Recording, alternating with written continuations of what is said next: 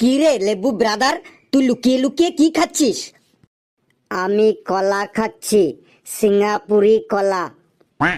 তুই একাই কলা খাবি?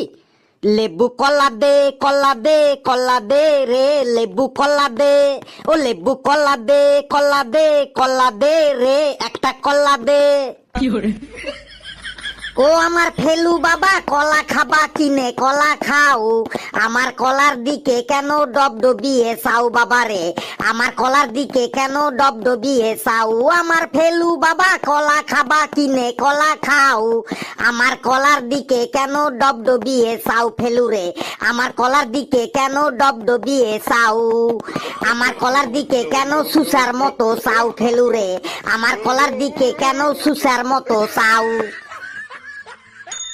কে আবার ক্লাসে কলা খাচ্ছে? কে কে? স্যার ওই লেবু ক্লাসে কলা খাচ্ছে। লেবু, তুই কলা খাচ্ছিস খা, কিন্তু কলার খোসাটা যেন যেখানে সেখানে ফেলিস না, ওটা পকেটে করে বাড়ি নিয়ে যাবি। Okay sir.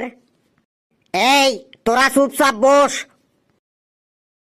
Good morning sir. Ghetu, তুই বাইরে যা। Sorry sir. আমি আর কোনো সরি টরি শুনবো না, তুই বাইরে যা। স্যার আজকেই লাস্ট, একদম লাস্ট, আর হবে না স্যার, এই আমি কান ধরছি। ঠিক আছে, আজকেই লাস্ট, কিন্তু চুপচাপ বস। এই আজ তোদের আমি অঙ্ক পরীক্ষার খাতা দেখাবো, দেখি প্রথমে কার খাতা আছে। লেবু, তুই এখানে চলে আয়। বলুন স্যার, আমি আপনার কি সেবা করতে পারি? তুই আমার সেবা করবি? তুই কে রে?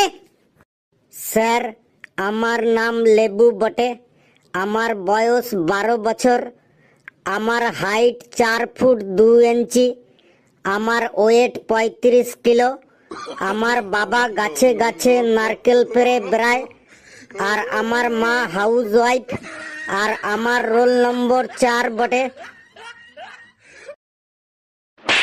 এই নে, এই নে, আমি তোর ইন্ট্রোডাকশন জিজ্ঞেস করিনি। তুই পরীক্ষার খাতায় তোর নাম রোল লিখিসনি কেন? পরীক্ষার খাতায় তোর ডিটেলসটা কে লিখবে বল? স্যার আমি লিখব। তাহলে তুই লিখিসনি কেন? তোর কলমের কালি শেষ হয়ে গেছিল, নাকি তোর হাত ব্যথা হয়ে গেছিল? এই নে, এই নে, আরো নে। স্যার আমি যখন পরীক্ষার খাতাটাতে নাম রোল কিছুই লিখিনি, তাইলে আপনি কি করে বুঝলেন যে ওটা আমারই খাতা বটে? তোর ওই হিজি বিজি অগের ঠ্যাং বগের ঠ্যাং হাতের লেখা দেখেই বুঝে গেছি যে ওটা তোরই খাতা। তুই অঙ্কতে 11 পেয়েছিস। স্যার মাত্র 11? এত কম নম্বর পেলাম কি করে? আমিও তো তোকে সেটাই জিজ্ঞেস করছি। আগে তুই অঙ্কতে 30-40 করে নম্বর পেতি, কিন্তু এবার তুই 11 পেলি কি করে? তুই কি কোনো নেশা করে পরীক্ষা দিয়েছিলি বলতো? তুই সেদিন কি খেয়ে নেশা করেছিলি বল? স্যার আমি কোনো নেশা টেশা করে পরীক্ষা দিইনি। তাহলে তুই এত কম নম্বর পেলি কি করে? স্যার অঙ্ক পরীক্ষাটার আগের দিন আমার মামার শালার বিয়ে ছিল, আমি ওই বিয়ে ঘর গেছিলাম এনজয় করতে, তাই অঙ্ক পরীক্ষার প্রিপারেশনটা ভালো করে করতে পারিনি। বিয়ে বাড়িতে আমি খুব এক্সাইটমেন্টে ছিলাম, আমি নির্ভর হয়েছিলাম বটে। এই নে, এই নে, পরীক্ষার থেকে তোর ওই মামার শালার বিয়েটা কি বেশি জরুরি ছিল? এই নে, এই নে, তোর নির্ভর হওয়াটা কি খুবই ম্যান্ডেটরি ছিল? এই নে, এই নে। স্যার আমার মামা আমাকে বিয়ে ঘর যেতে খুব রিকোয়েস্ট করছিল, তাই আমি বিয়ে ঘরটা গেছিলাম বটে। তুই যদি বিয়ে বাড়িতে না যেতি, তাহলে কি তোর মামার শালার কোনোদিনও বিয়ে হতো না? তোর জন্য কি বিয়েটা আটকে থাকতো?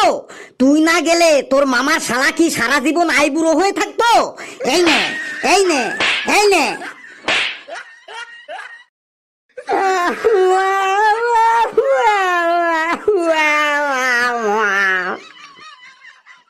যা এখান থেকে ভাগ। কালু তুই এখানে চলে আয়। স্যার অঙ্ক পরীক্ষার দিন আমার খুব ডেসক্রিপশন হয়েছিল স্যার। কি হয়েছিল? স্যার ও বলতে চাইছে অঙ্ক পরীক্ষাটার দিন ওর খুব ডিপ্রেশন হয়েছিল বটে। তোকে কেউ জিজ্ঞাসা করেছে? তুই নিজেরটা দেখ। হ্যাঁ কালু বল, তোর কি পড়াশোনা করার ইচ্ছে আছে না নেই? স্যার আমি তো পড়তে চাই। তোর আমার মাঝখানে আবার ডোনাল্ড ট্রাম্পকে টেনে আনছিস কেন? তাহলে স্যার বিরাট কোহলি দিব্যি দিয়ে বলছি আর কোনোদিনও আমি উচ্চ স্বরে গুড মর্নিং কোনো ফর্মুলা আমার মনে থাকে না, আমি কি করব কোথায় যাব আপনি বলে দিন স্যার। এই নে দেখ, তোর খাতা তো পুরো ফাঁকা। তুই তো খাতায় কিছুই লিখিসনি, মাত্র একটা কোশ্চেনের অ্যান্সার লিখেছিস, তাও সেটা ভুল। তুই 0 পেয়েছিস খাতায়। স্যার আমি যখনই লেখা শুরু করেছি তার 2 মিনিটের মধ্যেই আমার পেনের কালি শেষ হয়ে গেছিল। তারপর আমি আরেকটা পেন বার করলাম, ওই পেনটাও আমার সাথে গদ্দারি করলো, আমাকে ধোকা দিল, পেন থেকে একটু কালি বের হলো না। তারপর আরেকটা পেন বার করলাম, সেই পেনটাও আমাকে ধোকা দিল, সেই পেনটা থেকেও একটু কালি বের হলো না। তাহলে আপনি বলুন স্যার, পেনগুলো যদি একের পর এক আমাকে গদ্দারি করে আমার সাথে ধোকা দেয় তাহলে আমি কি করব স্যার? তাহলে আমি কি করে লিখবো আপনি বলুন স্যার। এই নে তুই আমার কাছ থেকেও আরেকটা ধোকা নে। এই নে এই নে এই নে। আপনার বিশ্বাস হচ্ছে না তো? আমি জানতাম আপনার বিশ্বাস হবে না। তোর পেনে না হয় কালি ছিল না, কিন্তু তোর কাছে কাঠ পেন্সিল তো ছিল, তুই কাঠ পেন্সিল দিয়ে তো লিখতে পারতি।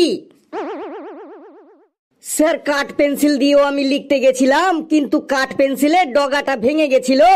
তারপর আমি কাঠ পেন্সিল ছোলা মেশিন দিয়ে পেন্সিলটাকে ছুলেই যাচ্ছি 1 ঘন্টা ধরে পেন্সিলটা ছুলেও পেন্সিলের ভেতর থেকে নিবটা বেরোয়নি।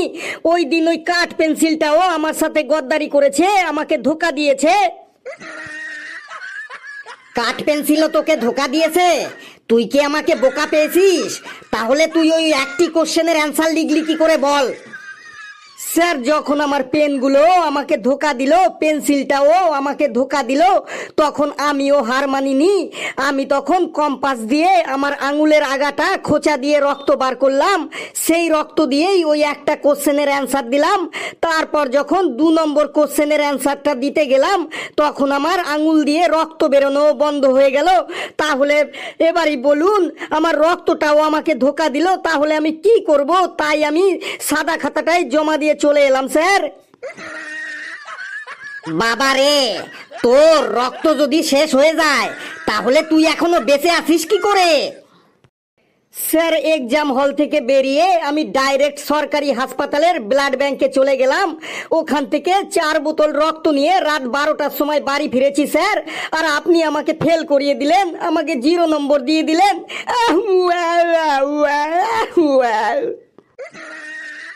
তুই এই সব ফালতু কাহিনী বলে আমাকে ইমোশনাল করতে চাইছিস?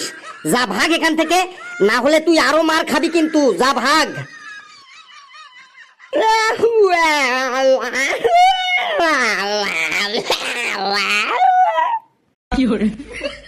এরপর কে আছে দেখি? পেশিবতী খান্ডুয়া। পেশি তুই এখানে চলে আয়। তুইও সব অ্যান্সার দিসনি, তোরও অর্ধেক পাতা খালি পড়ে আছে। স্যার আমি যখন লিখছিলাম তখন আমার হাতে একটা মশা বসেছিল, 1 ঘন্টা ধরে ওই মশাটাকে তাড়ালাম, তাই আমি পুরো খাতা লিখতে পারিনি স্যার। দেখ, মেয়েদের গায়ে আমি হাত তুলি না, তাই তুই আজ বেঁচে গেলি। তুই 100-র মধ্যে 13 নম্বর পেয়েছিস। ঠিক মতো পড়াশোনা করিসনি, তাই লিখতেও পারিসনি। তুই আবার অজুহাত দেখাচ্ছিস আমাকে? না স্যার, পেচি ভালোভাবেই পরীক্ষা দিচ্ছিল, কিন্তু লিখতে লিখতেই ওর মেমোরিটা হঠাৎ ডাউন হয়ে পড়ে। তখনও দাঁড়িয়ে জোরে জোরে চিল্লিয়ে বলে, আমি কে? আমি কোথায়? আমি এখানে কি করছি? কে আমাকে এখানে নিয়ে এসেছে? আমি এখানে কি করে এলাম? কখন এলাম? এই রকম ফালতু ফালতু প্রশ্ন করছিল। তারপর ওর নাকের কাছে আমার চামড়ার জুতোটা নিয়ে গিয়ে শুকালাম। তারপর ওর চোখে মুখে জল ছিটিয়ে ওকে বেঞ্চের উপরে বসালাম স্যার।